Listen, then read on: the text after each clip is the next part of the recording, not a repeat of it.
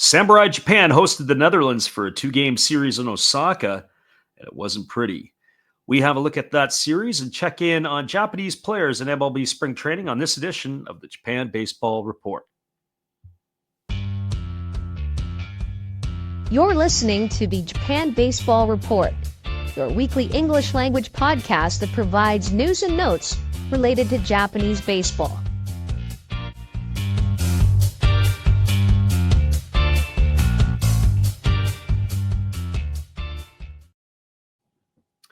While World Baseball Classic qualifying was taking place in Arizona and spring training is in full swing pretty much all around the baseball world, Samurai Japan got together for a two-game mini-series versus the Kingdom of the Netherlands.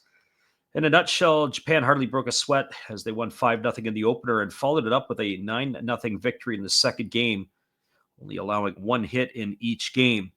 But first off, let me say this, and I really like what the Japanese are doing. It isn't the first year that they've done this. It's last year it was the Czech Republic who came over for a couple game mini-series. And the year before it was the Australians who did similar.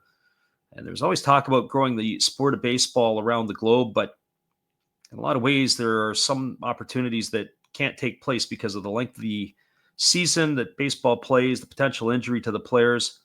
But Japan inviting what I would call other nations or smaller nations to play mini-series certainly helps do a couple things for the sport. And one of them is that it gives the Samurai Japan an opportunity to see some players that maybe aren't necessarily going to get an opportunity when the MLB players come, and as well as some of the other NPB players who weren't invited or did play in the Premier 12 last year.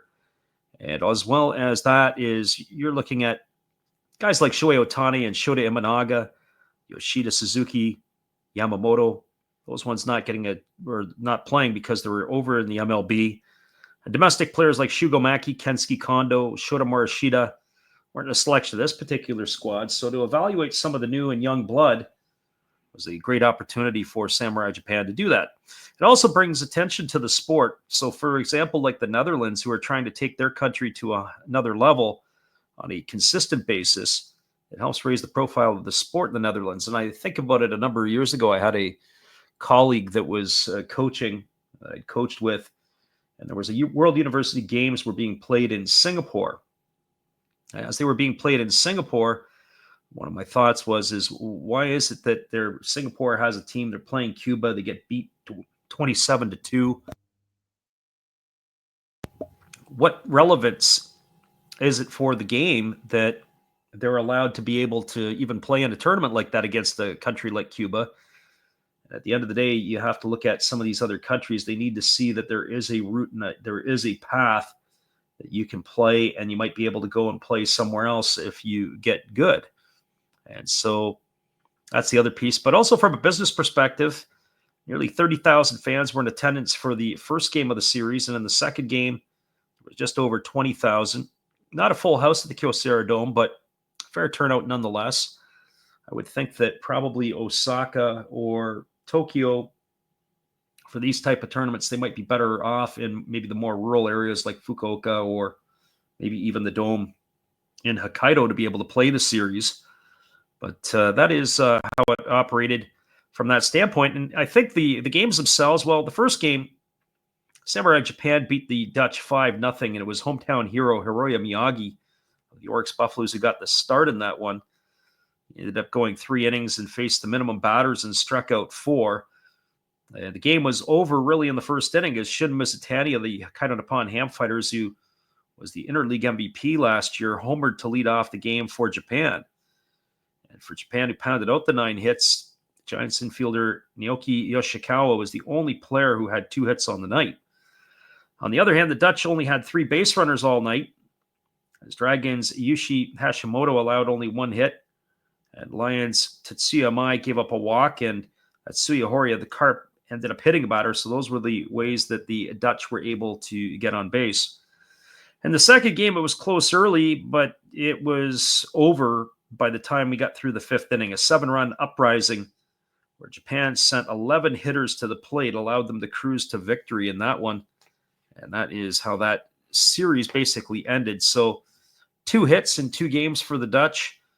and outscored 14-0 with basically almost somewhat of a B squad for the Japanese in that one there. Well, that's our quick peek at what happened in the international series. We're going to come back and take a look around Major League Baseball, and we'll give you an update on all the Japanese players. There are 15 players currently playing in Major League Baseball this year, or at least trying to play in Major League Baseball, that are participating in spring training. A couple players may not make the team or make their teams respectively out of training camp, but we'll take a look at that and we'll come back in just a moment. You are listening to the Japan Baseball Report, brought to you by Last Raps Baseball. Join our Facebook group called NPB Japan Baseball Report and connect with other fans of the Japanese game. If you aren't on Facebook, be sure to bookmark our YouTube channel for live events in the 2025 season.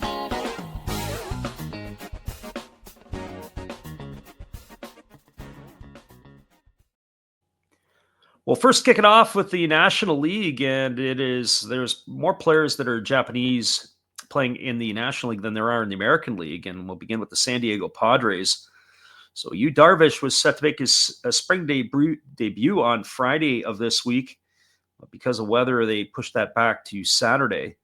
Darvish, to this point, has only pitched in simulation games, and at 38 years old, he is getting a little bit long in the tooth, but is still performing at an elite level when healthy. And one of the things about Darvish is they haven't announced their opening day starter, have the Padres, and there is a potential that he is going to be in the mix for that. Obviously, Dylan Cease is the other one, and they've got Michael King as well that are vying for the start, but Darvish is who they are pointing at, who anchors the staff to be able to get the nod there. And his teammate, Yuki Matsui, Matsui, durable bullpen arm, came across last year from the Tohoku Rakuten Golden Eagles. When we watched Tohoku games, watching Matsui pitch, who pitched 10 years in the NPB, sometimes really hard to watch Matsui close out games. He throws a lot of pitches, gets himself into trouble, falls behind counts at times, and just doesn't always seem like he can get a 1-2-3 inning. He had a pretty decent year for his first year with the Padres. He appeared in 64 games, and he really relies on 3 pitches. It would be his four-seam fastball, split finger, and also his slider. But he also throws a couple of other different types of breaking balls as well. They say a sweeper and a curveball. And if you can tell me the difference between a slider, a curveball, and a sweeper sometimes, it's all a bit of a fine line depending on how they do it. But Matsui at this point in time has had a steady camp so far, as he enters his second year of a 5-year contract with the Padres. There was talk that the closer for the Padres, and they did have some bullpen movement last year, as there may be a possibility that he could be on the move, and maybe Matsui would get a look at the back end. I'm not so sure at Major League Baseball the level that he would be able to perform there, but he certainly can do well in the 7th or 8th inning roles in situations where he may have to face more left-handers, but that is where it stands with the Padres. On the other side of the coin, we've got the Chicago Cubs. They are going to be playing in Tokyo at the Tokyo Dome against the Dodgers on March the 18th and 19th. And one is going to expect that Shota Imanaga is going to be on the hill. Imanaga, he's got himself some elite command. And when you look at some of his metrics, he's got an elite spin rate on his 92-mile-an-hour fastball.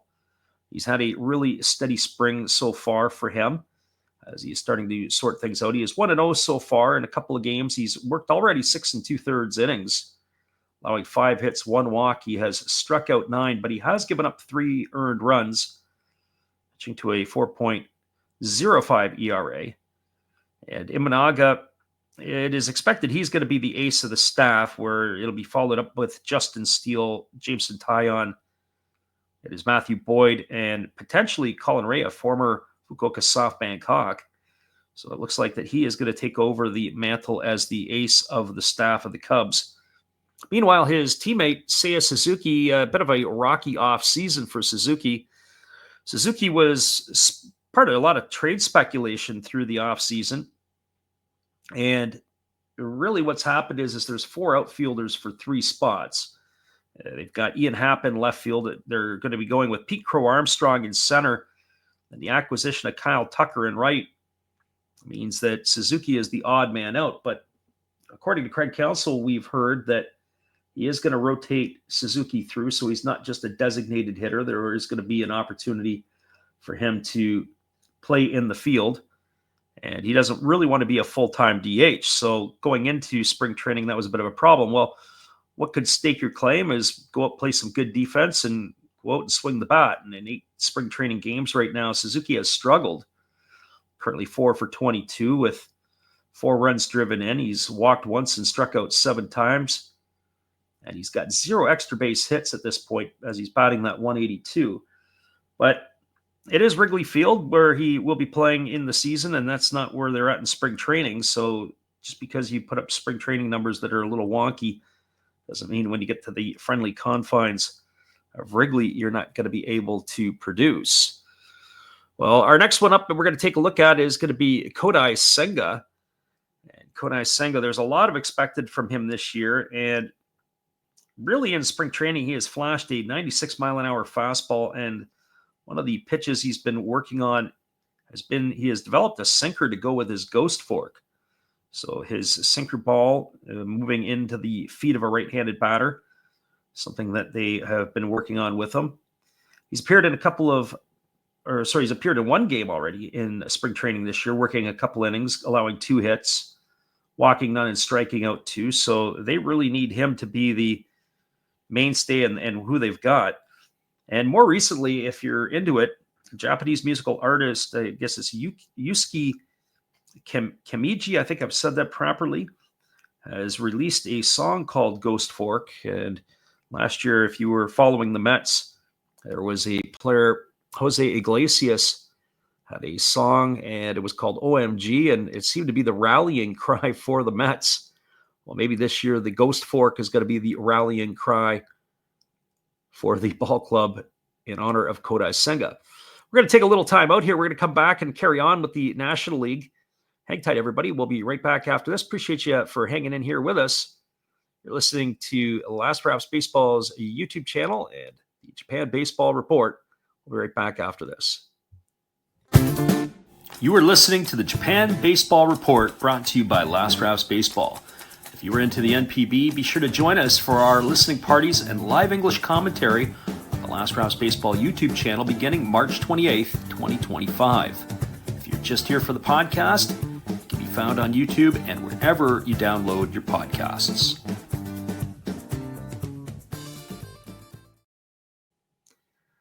Welcome back, everybody. Our next up is the Los Angeles Dodgers, and they've got the 3-headed Japanese monster. We'll kick it off with Yoshinobu Yamamoto, who is expected to start the season as the opener versus the Chicago Cubs in Japan on March the 18th. He has ramped it up early in the spring. He's already got 8 innings under his belt, but he's had a bit of a rocky spring. He has not been sharp as of yet. Yamamoto has appeared in 3 games, all starts. He's worked 8 innings. He's allowed 11 hits, 5 runs, all of which have been earned, walking 2 and striking out 7. But one would have to think that going back to Japan and pitching at the Tokyo Dome, he will be ready to go. Just has to sort himself out a little bit here. Well, that is the first one. The other one is Shohei Ohtani. And Shohei Ohtani is coming off of off-season shoulder surgery. That hasn't slowed him down. He's going to take the mound, they say, more in May, or at least the expectations for him to do it. But as the hitting side has gone for him in 4 games, he is 5 for 12 at the plate. He's got a double, a homer, and RBI, and he's hitting .417. So Ohtani not breaking a sweat, picking up pretty much where he left off in 2024. And the third piece of the puzzle, well, it is also expected that Roki Sasaki is going to get a start in Japan. Sasaki is probably going to be in the March 19th game, game 2. He had 1 spring training appearance versus the Reds, and he has looked good. He worked 3 innings, allowed 2 hits. He'd walked 1 and struck out 5. And for those of you who do listen to our channel, one of the things that Sasaki has, he's got a forkball as well as a fastball that is more than a plus, and both of those pitches are plus pitches. But I've often commented and said I really think that once the major leaguers get on to the forkball, and if it's not forking on the day, he's got to have an off-speed pitch. I'm not a big fan of his curveball at this point, but I really think that he's got to develop some sort of a changeup that will get the hitters out in front. And if you could do something like that, especially in Major League Baseball, facing the Dominicans, the Venezuelans, and the Americans, that is something that would be able to get them out in front and maybe be able to put some hitters away. But he's going to still need a little bit of work. And I think that Sasaki will have a decent year this year, but I don't think it's going to be as big a year as maybe some people might anticipate or expect. He's going to go through his moments of adjustments. Well, that is Roki, and we're going to move it over as we've got a couple more in the National League to finish off. The former Chinichi Dragon, Shinsuke Ogasawara, he has joined the Washington Nationals. He's already appeared in 3 ball games, and he has struggled a little bit. Going over into this season, I thought he'd be a younger version of Shota Imanaga. At least he reminds me of that. And we think the Nationals have an under-the-radar steal here. So Ogasawara, I would expect, is going to eat up a lot of innings on the mound for the Nats. He's been roughed up a little bit in his outings. As we said, he is 1-1 in the spring training in 3 games. He's worked 4 2/3 innings, scattering 9 hits, 6 runs, 4 of which have been earned, walking 2 and striking out 4, and he's got an ERA of 7.71. But the Washington Nationals, and of course, pitching for the Chinichi Dragons last year, he knows what it's like to be pitching on ball clubs that need a little bit of help. And certainly Washington does it. But good news for him is help is on the way in Washington with that young outfield with James Wood, Dylan Cruz, a bunch of others on the way. The future looks bright in Washington. Our next and final one in the National League is former Hanshin Tiger pitcher Koyo Aoyagi, the sidewinder who inked a minor league deal with Philadelphia. He was posted, but only was able to get himself a minor league deal. But the Phillies expect that he's not just there as a depth piece. They expect him to push and to possibly be in the bullpen at some capacity with regularity at the big league level. He was 61-47 in the NPB with a career 3.08 ERA.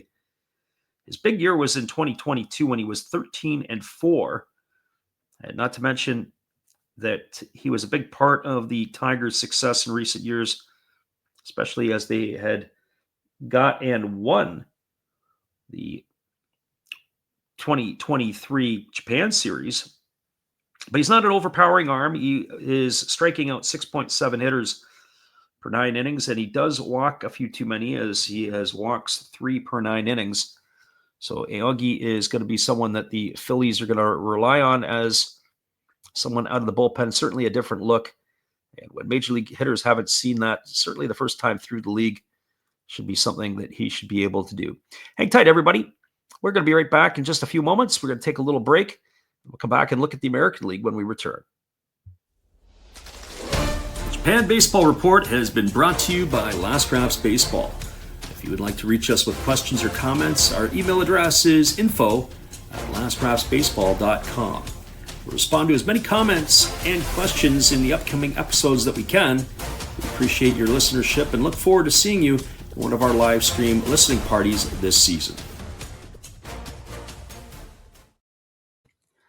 We skip over to the American League as there's 5 players currently on American League rosters that are either A, fighting for a roster spot, or at least positionally where they would fit in their respective teams' lineups or on the mound. First one is Masataka Yoshida, who's coming off of major offseason surgery. It was a labrum tear in his shoulder. And that was often talked about an offseason trade. They did make some moves. They lost Tyler O'Neill to the Red Sox to free agency. And so the new look outfield does not have Yoshida playing in front of the Green Monster. It's going to be Jaron Duran, who's going to move from center field to left. Sedena Rafaela is going to move from the infield into center field. And Wilyer Abreu, who is looking like he is going to be there for a while in Boston, is going to take over in right field. Yoshida can play, but what we noticed was he is not very good defensively, and the Monster can typically hide some poor defensive play if you can learn how to play it. And on the road, though, is a different kettle of fish because his inability will start to become magnified depending upon the fields where you're at. But Yoshida's defensive play, he is a liability on that side. So the Red Sox have to look at it and say, well, what can we get from Yoshida? They do get some offense, and he's off to a really good start in spring training.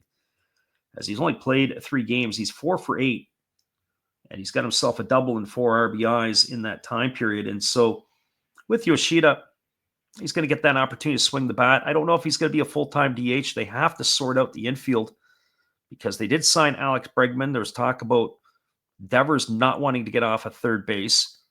And if Devers becomes the full-time DH, you've got both Yoshida and Devers swinging from the left side.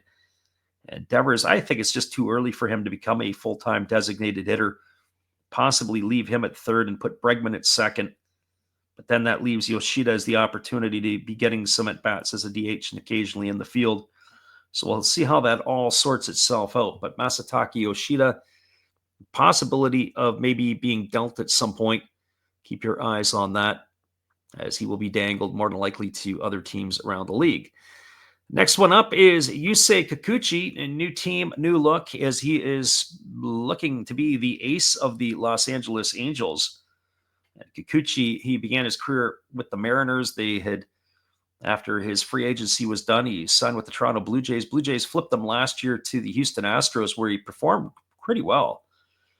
And now he's got a free agent offering, or a free agent signing with the Angels. And so it is expected that he is going to be the opening day starter. And he is also going to be the ace of the staff. Kikuchi, Tyler Anderson, it was like Jose Soriano, Kyle Hendricks, and Reed Detmers are going to be the staff in Los Angeles. With some of the tweaks offensively, they think they can compete. They only won 63 games last year.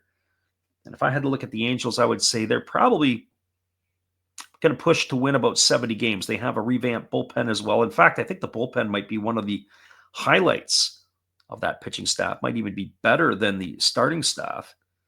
And so that is where it stands. Well, Kikuchi has had a bit of a rough go of it so far here in the spring. He's appeared in 1 game. That was against the Dodgers. He worked 2 2/3 innings, allowed 3 hits, 2 runs, all were earned. He walked 1 and struck out 3, and he's got an ERA of 6.75. So all early indications, and with small sample size, we'll have to see how Kikuchi plays out moving forward. Our next one up is a Detroit Tiger in Kenta Maeda. Maeda is getting also a little bit on in age. The former Hiroshima Carp had played a number of years in the big leagues. He appeared with the Minnesota Twins, also with the Los Angeles Dodgers. But Maeda had some problems last year. He came in as a starter. Tigers had given him a 2-year deal. Now this year he starts in his second year of a 2-year deal in Detroit. But he was terrible as a starter last year. But he seemed to settle in the long relief or coming out of the pen after an opener had started. And so he seems to have found himself in that role. But the Tigers, going into spring training, figured that he'd be battling for one starting position. Well, as it turns out now, Alex Cobb is injured. And it looks like he's in a battle with Casey Mize, Matt Manning, Kiter Montero, and others for a 4th or a 5th spot in the rotation. So how's he done? Well, right now he has appeared in 3 games. He's got no wins and 1 loss. He's worked 8 2/3 innings. He's allowed 6 hits, 3 runs, all earned, walked 1 and struck out 14. He's got an ERA of 3.12. Well, one of the things the Tigers emphasized, Maeda in recent years did not like to throw a lot in the offseason. He wouldn't start throwing until really just before training camp. And the Tigers really pushed him to change that approach this year. So he threw more, ramping up early. So they're expecting results, and they really are hoping that he can come out of the gate and give them some vintage Maeda like he was with the Dodgers, or even his time in Minnesota when he was at sometimes just absolutely lights out. So his offseason workout and his offseason load is going to be something that we'll keep our eye on here. And now if the Tigers are ready to do it, but it's the fans of Detroit who are going to get on him because they weren't happy with him last year. And if he comes out to a good start and gives the Tiger fans what they want, I'm sure that they would probably call off the dogs on Kenta Maeda, although he's going to have to produce moving forward. Next one is Tomoyuki Sugano of the Baltimore Orioles. Sugano at 35 years old. He's just a solid mound presence. What a move this was for the Orioles to bring him in with their young starters. And hopefully he can rub off on some of them, just his professional approach the way he goes about his business. Sugano, he's worked in a couple of games in spring training yet to allow an earned run. He has pitched in 4 innings, allowed 4 hits, walked a couple, struck out a couple. But Sugano, in often ways, I was thinking about this the other day, that he kind of reminds me at this point in his career. He's 35 years old. He's come across, and it's a lot like Iwakuma, who pitched for the Mariners in Seattle, who was the number 2 to Felix Hernandez for a few seasons. Came across on the north side of 30 and still was able to give some good years. And Sugano, if he can do that and steady the pitching staff, it certainly is a shot in the arm for Baltimore to be able to hopefully get some of their other younger players moving forward. We have one last one that we want to discuss, and this one here is Shintaro Fujinami, and he is with the Seattle Mariners. And unfortunately for him, Mount Fuji began his career. He signed with the Oakland A's. He was flipped over to Baltimore, and then he ended up in the Mets camp last year. I think it's going to be really, really difficult for him to get a sniff at the Mariners, at least out of spring training. He's not been very good. In 3 games, he's worked 2 2/3 innings. He's allowed a couple of hits, 3 walks, 3 strikeouts, and he's got an ERA of 13.5. And Fujinami, the thing there is you don't throw over 100-mile-an-hour fastballs. You want somebody who can throw hard, and hopefully you can tweak them. Everybody looks at it and says, hey, maybe I can do something with them to try to get some more command of his pitches. That is something that he has struggled with over the last few years, and it might be a spot where he may not have a spot in Major League Baseball after a while. That is something that we'll have to keep an eye on. But that is Shintaro Fujinami, and that is the Japan Baseball Report for this week here. We appreciate you guys checking in. We are going to be dropping a couple others here in the next couple of days in succession. We've fallen a little bit behind. We're almost on our Tohoku Rakuten Golden Eagles report, as well as we'll give you another update from the spring in Japan. This is full-on games now going on in the NPB exhibition season. We are less than 3 weeks away, and our first games we will be looking at will be on Friday the 28th, and hopefully you guys can join us for some of that stuff on our YouTube channel. Once again, everybody, we appreciate you guys for checking in with us. We hope you guys have yourself a great evening, and we will see you again soon on the Last Perhaps Baseball YouTube channel. Are you into slow motion video of hitting and pitching mechanics? Last Perhaps Baseball's YouTube channel has been updating our database. During the 2025 season, we'll be uploading more video with our thoughts and analysis. If you're just here for the podcast, you're listening to the Japan Baseball Report found on the Last Perhaps Baseball YouTube channel and wherever you download your podcasts.